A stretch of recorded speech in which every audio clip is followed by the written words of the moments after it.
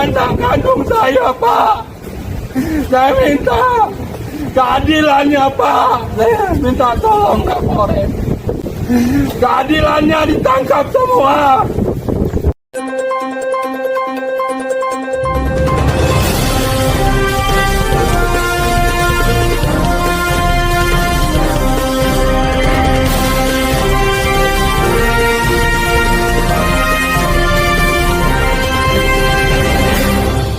Tersangka siapkan sajam. Keluarga korban sebut, pembunuhan imam di Kota Metro diduga direncanakan. Rawas News TV Kota Metro. Kasus pembunuhan terhadap korban Imam Ardiansyah 27 tahun tepatnya di tepi Jalan Salam Lapangan Kampus 15A, Kota Metro sekitar pukul 21.30 waktu Indonesia Barat, Selasa tanggal 14 Oktober tahun 2024 lalu. Keluarga korban meminta polisi menuntut pelaku pembunuhan diganjar hukuman seumur hidup atau mati.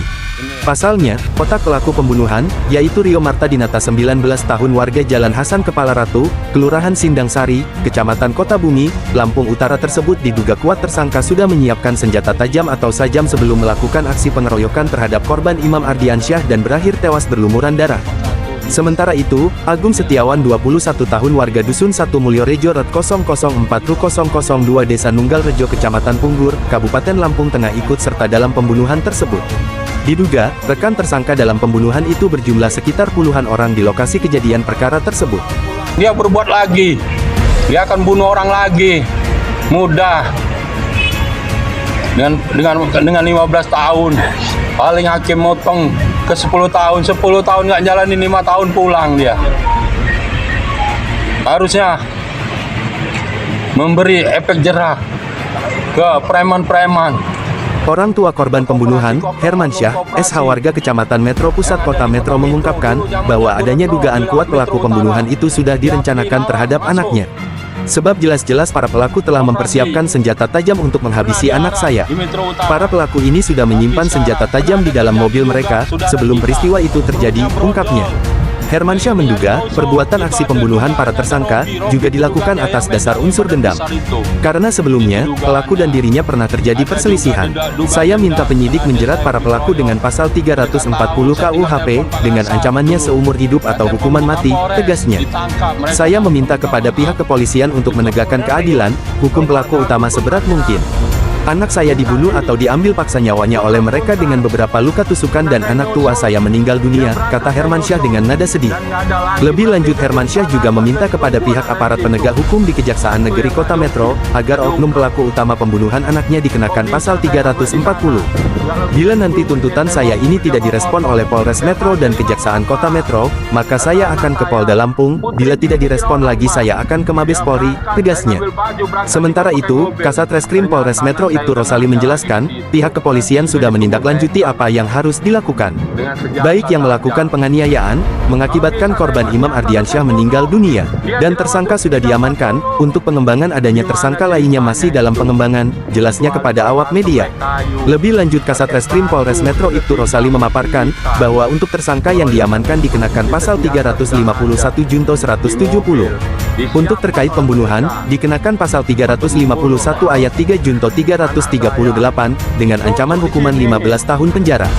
Orang tua korban harap bersabar, pihak kepolisian sedang bekerja, pasal 340 yang diminta orang tua sudah kita masukkan dalam tuntutan itu, paparnya. Anak kandung saya, Pak. Saya minta keadilannya, Pak. Saya minta tolong Kapolres. Keadilannya ditangkap semua. Menanggapi dari apa yang disampaikan dari orang tua korban, kita sudah menindaklanjuti. Kami sudah menindaklanjuti apa yang harus kami lakukan. Baik yang melakukan penganiayaan sudah kita tindaklanjuti, baik yang melakukan tindak pidana penganiayaan mengakibatkan meninggal dunia seseorang sudah kita tindaklanjuti. Dan tersangkanya sudah kami amankan. Untuk pengembangan, adapun dugaan tersangka lain masih dilakukan penyelidikan untuk mengamankan para tersangka lainnya.